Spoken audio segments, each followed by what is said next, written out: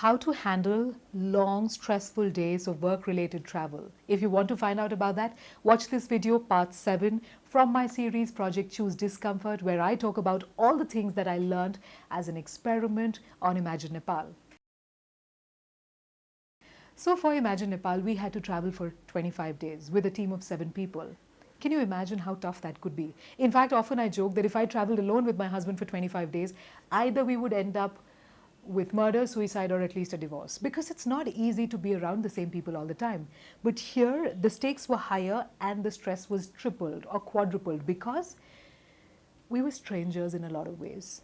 We were traveling on a tight budget. We were traveling in rugged terrains. We were not staying in very luxurious places.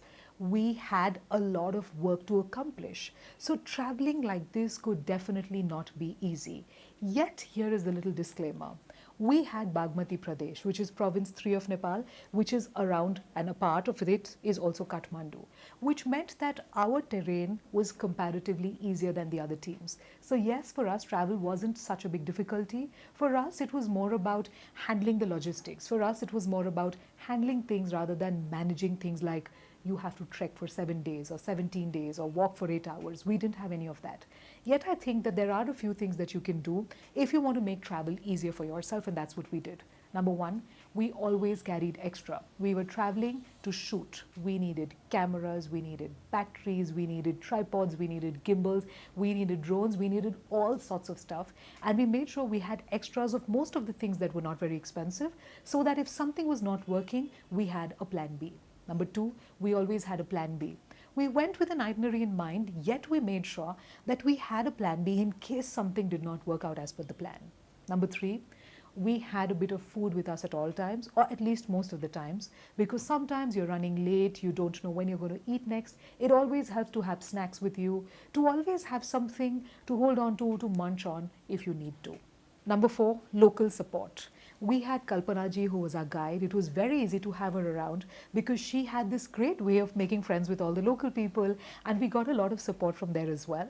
Yet sometimes when we found difficulties, we always managed to have conversations, and truly traveling in Nepal is not very difficult because people are generally, by and large, very easy, very hospitable, very, very welcoming. So for us, travel wasn't such a big difficulty. What I would suggest is when you're traveling, pack essentials, pack a few extras. Also remember, when you're traveling with a group, the vibe is very important. You got to love each other at the end of it as much as you did at the beginning.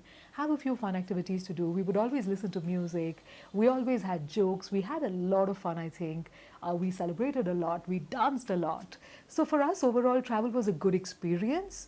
And we didn't have too many difficulties. So for me personally, travel wasn't such a big headache. What might be more difficult perhaps was sometimes shooting when it was really difficult.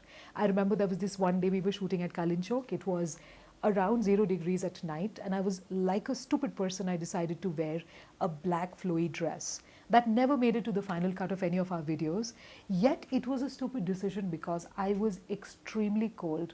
I was extremely uncomfortable, and this whole experience taught me that sometimes you need to be smart and you need to avoid ridiculous pitfalls like that. I could have easily fallen sick that day. Thankfully, it did not happen.